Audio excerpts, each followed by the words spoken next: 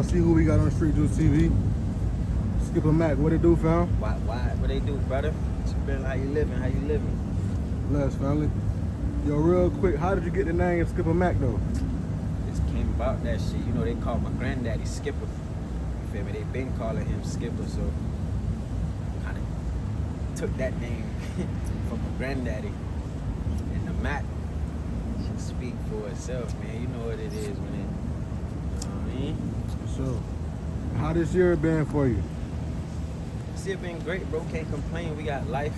You know, my daughter got life. Daughter happy breathing. She getting big.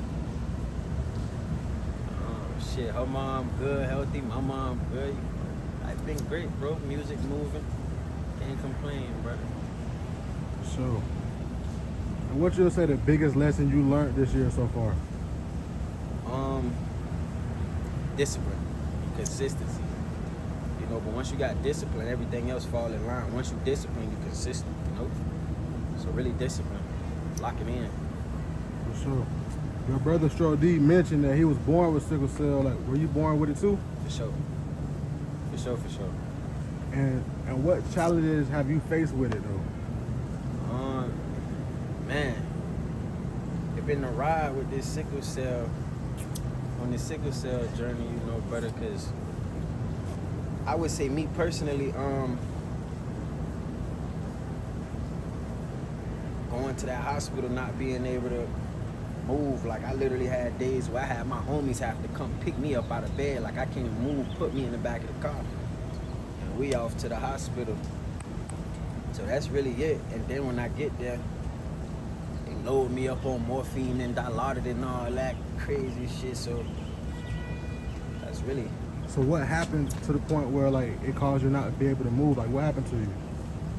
My joints went to locking up. You know, once that sickle, I went through a sickle cell crisis. You feel me? And basically, what a sickle cell crisis is when, all right. So sickle cells. The blood cells shape like a half a moon or like a crescent moon, and when they lock together, they clog in your joints and shit, and that shit just cause severe pain, brother. Like, I feel like all my joints and shit locking up, like shards of glass running through a nigga vein. Sure. And I had learned about the bone marrow transplant. Get a donation from a sibling. Yeah. You ever thought about that with your brother? To cure it? A long time ago, but you gotta find somebody who got a casting. Me and Stroke can't do it for each other because we both got full-blown sickle cell. Word. So that's that. And then if I had a sibling, we would have to have the same blood type. It's a lot of love, you know. But they got other surgeries that they researching and that they got out right now that's curing sickle cell. So, you know, it's a possibility that we kill this shit before. Nah, for sure, we definitely gonna get it over with. For sure. You talked a little bit about your daughter, man. She getting big fast. For sure. She almost big as me. And how did she change your life, though? Dog, she changed my life for the better. I mean, like I said, discipline, locking in, like me having to be there. She changed the way how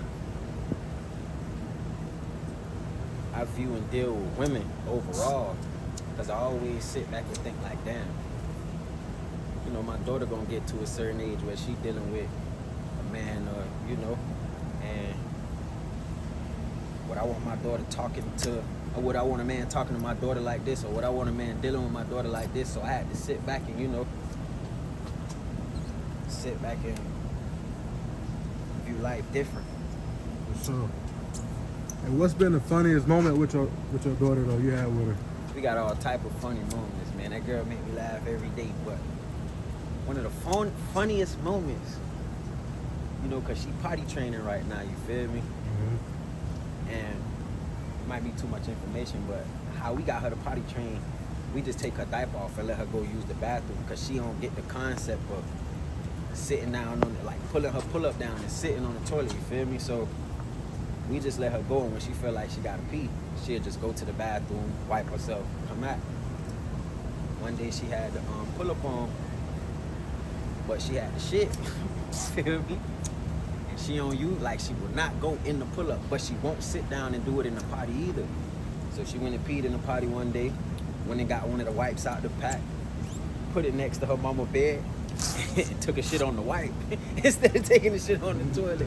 But that was the wildest thing to me, because in my head I'm like, okay, you know what you doing, but why you ain't do that in the potty?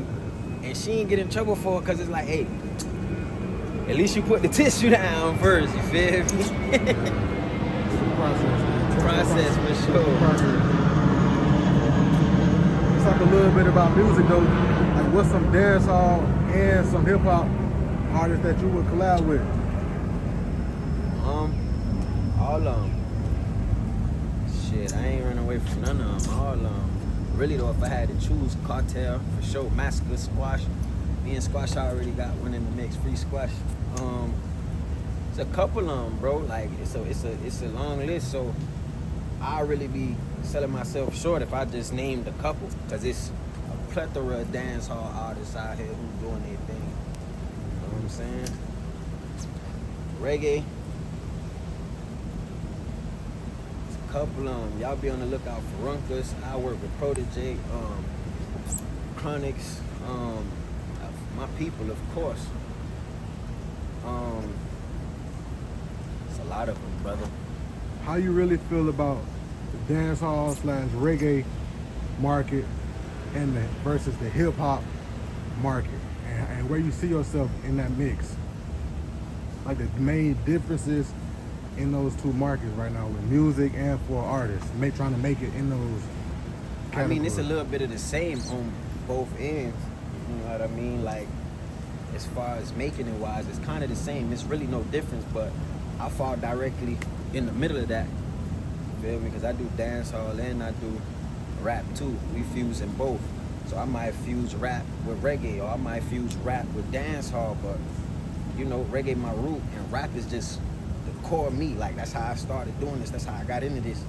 I ain't start reggae like the rest of the family. I started off rapping because of my influence. A lot of people don't know my pops used to rap. Still can rap. You know what I'm saying? So I grew up listening to my pops rapping.